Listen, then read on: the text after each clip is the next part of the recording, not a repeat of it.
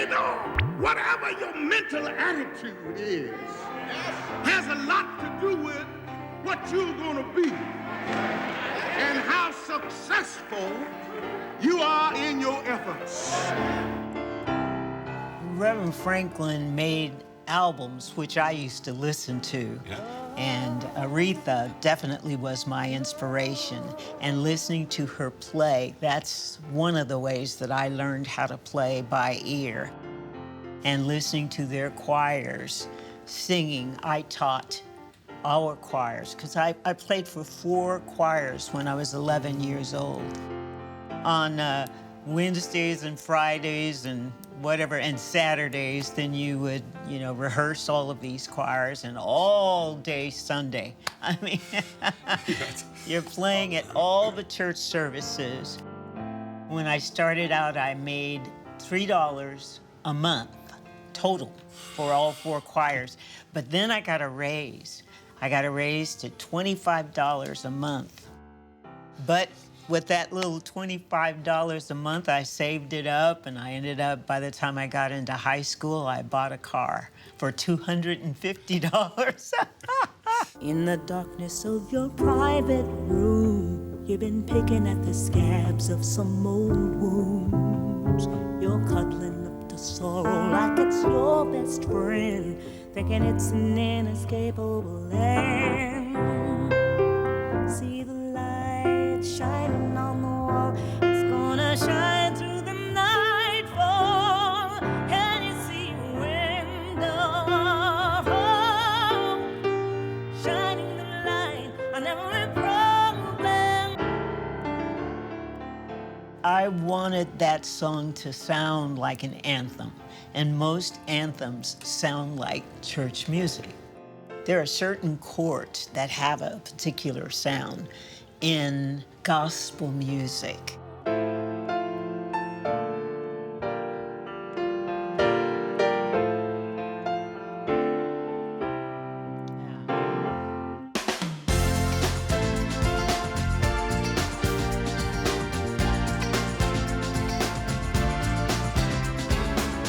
Shadowboxing almost every day. Don't you think it's time to put your gloves away? This kind of punishment should be your sin. Face it, that ain't no way to begin. Oh, see the light shining on the wall. It's gonna shine through the night, Lord. Can you see a window?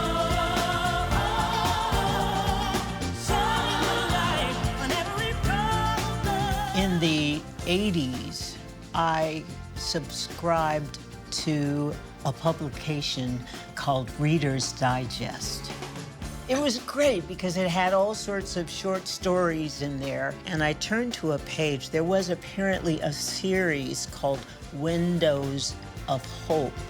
It talked of a young African-American young lady who was 19, dying of leukemia. And at that time, there were not many donors for bone marrow in the registry of Black African Americans. And in the midst of this illness, she and her parents and her brother became activists to get more and more African Americans signed up. And they managed to get 6,500 people to sign up. That was, at that time, 10 times the amount of people who were signed up. When you think it's all over and you wanna let go, the pain is always there to help you. I know you keep looking for the light of the window. The story is that in the midst of her dying, there she was, trying to make a way for other people to be able to live. And I thought, you know what? There's a story in there. Oh, is the sea of life that was meant to flow as a never-ending stream. And I can sleep at night now that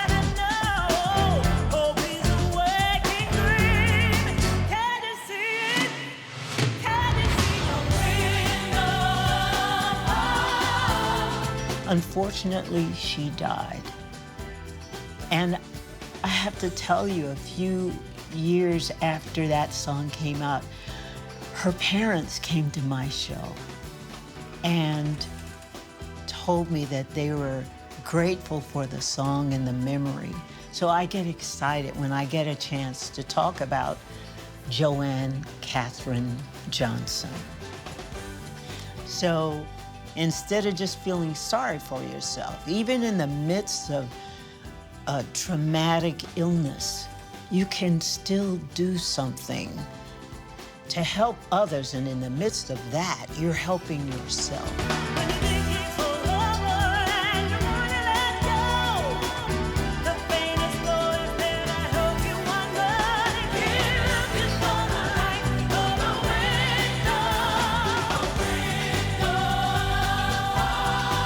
I wanted this to be a very big song. I wanted it to give hope to others. And oftentimes, I hear over and over and over again, or someone will come up and say, "Thank you for helping me through med school. Thank you for helping me during the toughest time in my life." Or, "As my father was dying, we played your song, such and such and such." When you think it's all over and you wanna let go, the pain is flowing there to help you.